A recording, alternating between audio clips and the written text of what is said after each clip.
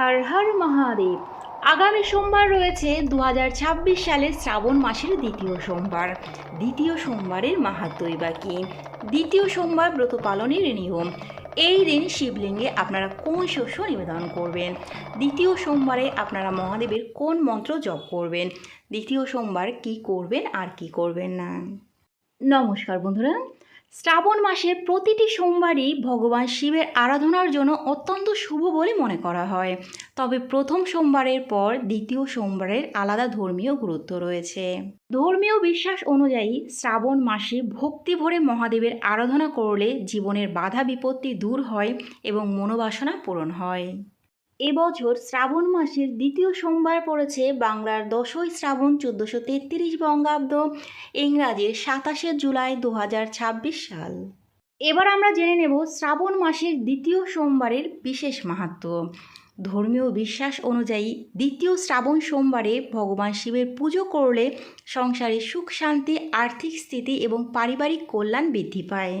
এই দিন আন্তরিক ভক্তি ভরে মহাদেবের আরাধনা করলে জীবনের নানা বাধা দূর হয় এবং ইতিবাচক শক্তির প্রভাব বাড়ে বলে শাস্ত্রে উল্লেখ রয়েছে। এবার আমরা জেনে নেব শ্রাবণ মাসের দ্বিতীয় সোমবারের পূজা ও ব্রত পালনের নিয়ম।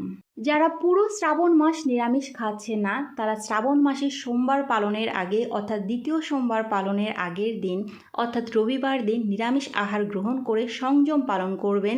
সোমবার দিন শ্রাবণ মাসের দ্বিতীয় সোমবারের ব্রত উপবাস এবং মঙ্গলবার আবারও আপনারা নিরামিষ সাত্ত্বিক আহার গ্রহণ করবেন। দ্বিতীয় সোমবার পুজোর জন্য যে উপকরণগুলো লাগবে সেগুলো হলো গঙ্গা জল, পরিষ্কার জল, বেলপাতা, দুধ, দই, মধু, ঘি, শর্করা বা চিনি, ধূত্রা ফুল, আকন্দ ফুল বা সাদা ফুল, চন্দন, ফল, প্রদীপ।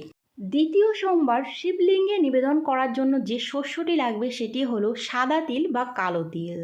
বিশ্বাস করা হয় যে দেবাদিদেব মহাদেবকে শ্রাবণ মাসের দ্বিতীয় সোমবারে কালো তিল নিবেদন করলে সমস্ত প্রকার পাপ থেকে মুক্তি পাওয়া সম্ভব হয়। কালো তিল শনি ও রাহুর মতো গ্রহের কুপ্রভাব বা দোষ শান্ত করতে সাহায্য করে।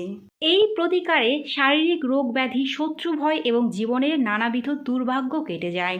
মনের একাগ্রতা ও শান্তি বৃদ্ধি পায় এবং পরিবারের সুখ সমৃদ্ধি বজায় থাকে।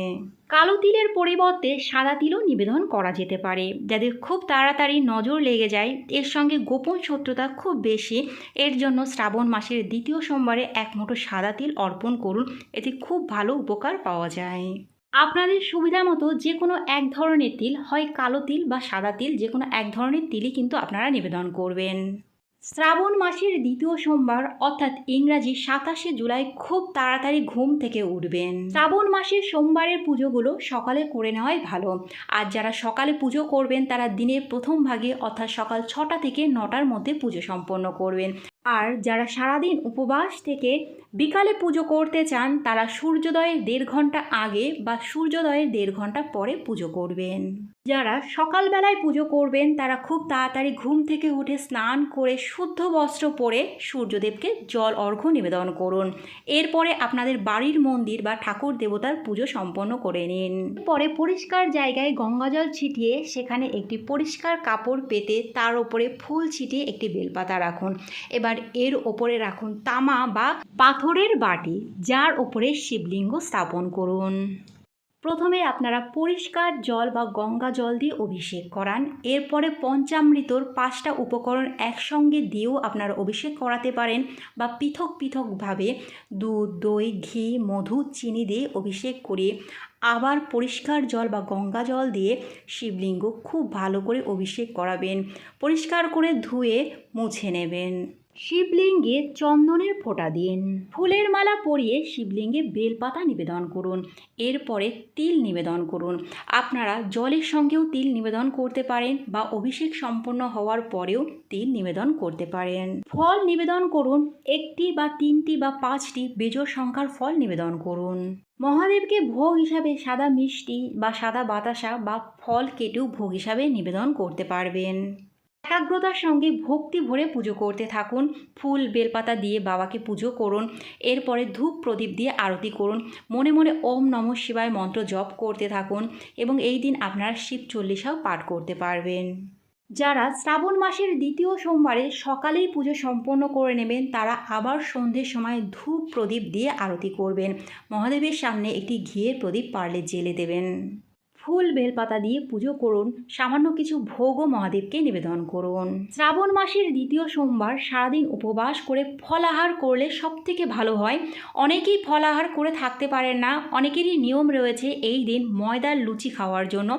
আমি বলবো আপনারা লুচি না খেয়েই বিভিন্ন ধরনের সাত্ত্বিক সবজি যেমন পেঁপে, কুমড়ো, লাউ প্রভৃতি সন্দক লবণ দিয়ে রান্না করে খেতে পারবেন। এছাড়াও সাবু বা শ্যামার তৈরি খিচুড়িও আপনারা এই দিন খেতে পারবেন। তামসিক খাবার এবং নেশাজাতীয় দ্রব্য এই দিন সম্পূর্ণ বর্জন করতে হবে। আপনারা যদি কোনো কারণে শ্রাবণ মাসের দ্বিতীয় সোমবারে উপবাস থাকতে নাও পারেন তাহলেও আপনারা তামসিক খাবার অর্থাৎ পেঁয়াজ, রসুন, আমিষ জাতীয় খাবার খাবেন না।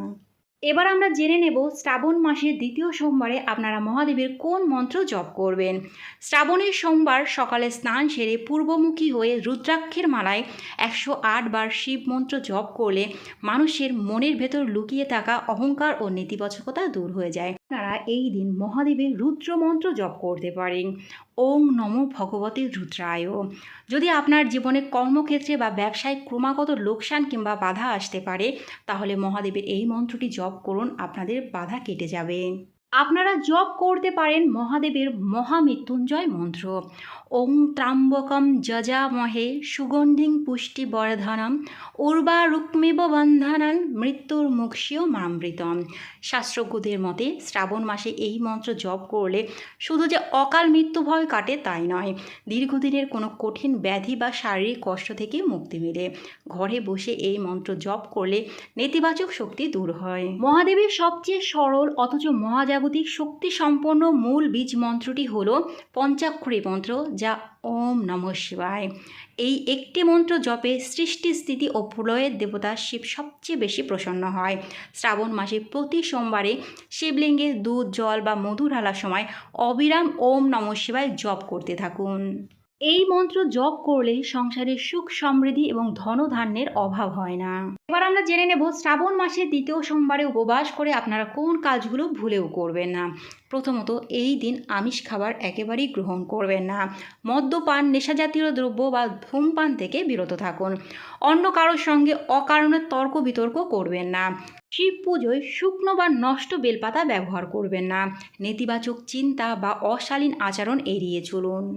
এবার আমরা জেনে নেব কি করবেন এই দিন। আপনারা ভোরে স্নান করে আপনারা শিব মন্দিরে যান বা বাড়িতেই পুজো করুন। শিবলিঙ্গে জল ও বেলপাতা নিবেদন করুন। ওম নমঃ শিবায় মন্ত্র জপ করুন। শিব চল্লিশা বা শিব মহিষ্ণু স্তোত্র পাঠ করবেন। নিরামিষ আহার গ্রহণ করুন। গরিব ও অভাবী মানুষকে খাদ্য বা বস্ত্র দান করুন। বন্ধুরা, আজকের ভিডিওটা এই পর্যন্তই। যদি ভিডিও সংক্রান্ত কোনো প্রশ্ন থাকে অবশ্যই কমেন্ট বক্সে করতে পারেন। ভিডিওটা যদি ভালো লাগে লাইক, কমেন্ট এবং শেয়ার করবেন।